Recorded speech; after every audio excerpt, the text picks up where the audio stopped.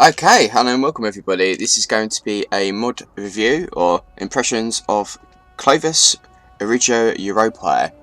Now this mod is basically consisting of, this is a new faction but you get a few faction changes. There's obviously Britain in the game, there's the Kingdom of Susan, which is one of historical battles.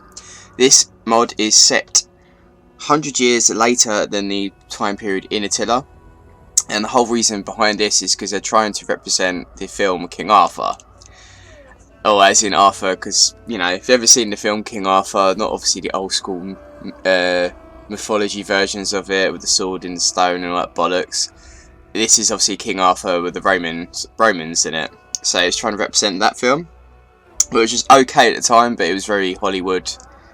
It was okay at some parts and rubbish in the next, so it wasn't the best film ever. But the features that they've got currently, obviously they'll be working on other stuff at the moment. Obviously, starting position is 4A2 AD. Rework the family tree to represent the royal families at the time. You've got Clovis, Origo, and other famous persons of the time who are represented. Rework the starting pictures for papal factions. Huns are nerfed, because obviously they're very overpowered in the campaign, and converted into the Bulgars. The new textures are added for faction leaders of various factions. Britain is added with Arthur as king. So obviously I'll be going onto the battle map for Britain in a minute, once I go through all this stuff.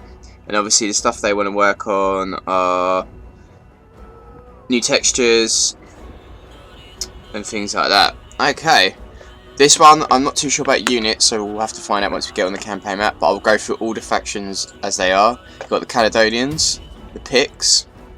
Obviously these are different, well, the pictures for some reason are different. Caledonians.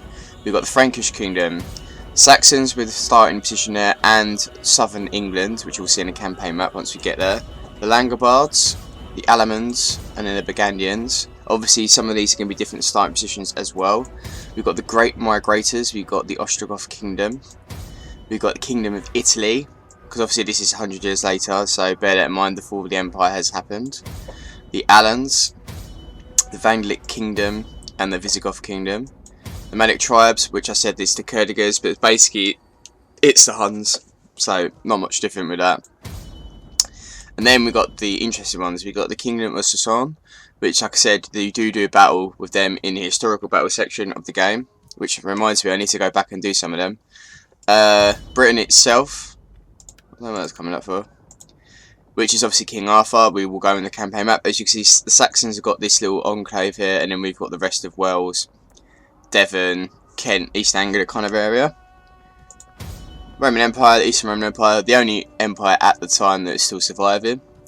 Then we've got Eastern Empire, Sassanid Empire, and then you've got the classic Danes, the Jutes, and then the Gotar, which is with the gates. So we want to play as the Romans.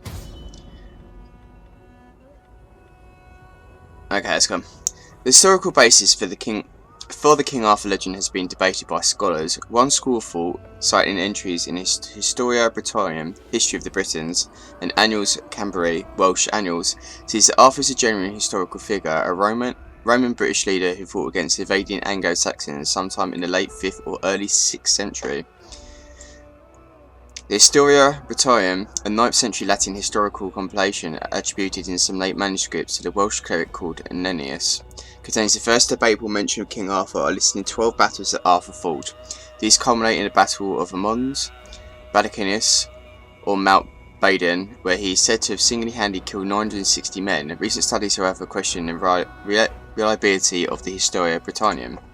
So we've got the Imperial Allegiance, which is a standard one you get for Rome, and then you've got this one, Cultural Integration. Upgrade costs 2 per non-Roman unit in the military force. Constant immigration. It's the same as the other ones then.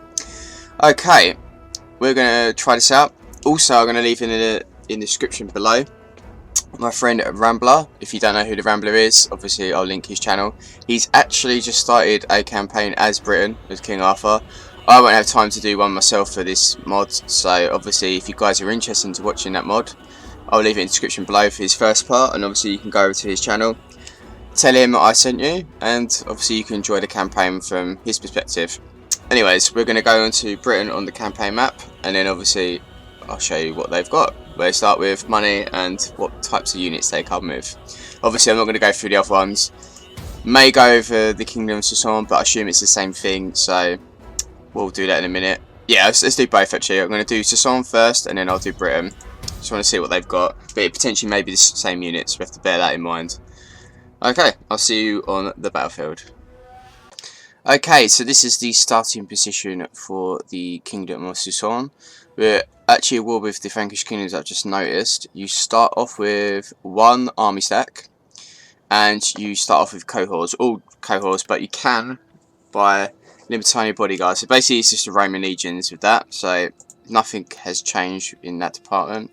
And same thing with the functions of the tech trees, so no difference is in there. Obviously starting position, you start off with one settlement there, so you want to take out the Frankish kingdoms so you can regain all of that. And you have two settlements here, but you don't actually have the third one at Lungedum, which is the Elements? No, Burgundians. Okay, start off with 4,000 and you have 927 in the bank, so you don't actually have a lot. So to be honest, you want to be able to push up and take out the Franks to secure a foothold. You're currently okay or neutral towards Britain. So greetings to you.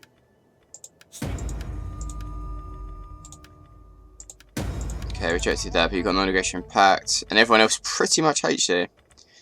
Minus the Roman Empire, which is self-explanatory. May God bless us both with skillful tongue. Okay, fair doodles. So yeah, bear that in mind. Obviously that is the start for the Kingdom of Sasan. I assume it's the same as these guys over here, so we're going to quickly go over to them, and obviously we can go through the family tree. I forgot about that. We have Sigarius. Obviously I'm not very good with the historical sense of this time period, so obviously this is probably what the creators know a lot better than I would, and they put the people to fit in there.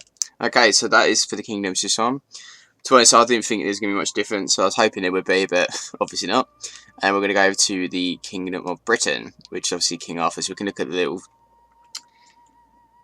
family pictures and, you know, that kind of stuff. So, I'll see you on the battlefield for the Kingdom of Britain. Okay, so you start off with the Kingdom of Britain, and you start off with waving loyalty, which is great. So, obviously we've got that to deal with. And from what we can see, we've got 3 small army stacks. So that is Arthurian, our general, or King Arthur himself. We've got spears, and then we can just get the bodyguard spears. So they're different spears, but unfortunately you can only just get spears, which is a bit annoying. We've got Lancelot in Caledonians. He's got some archers with him at least. Can we build anything? No. And then we've got Modred as well. Don't know who that guy is actually, so obviously everyone knows Lancelot and thingamajig. So we've got 4 settlements, 2 in each. Obviously we want to get Londinium to finish it off. Let's see who we're friendly with. Sorry, let's check these out. Same thing as before. Okay for that.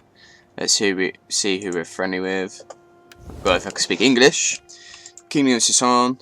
Caledonians are very friendly with, already got trade with. Swabians don't like us, Visigoth Kingdom don't like us either. What about Saxons then?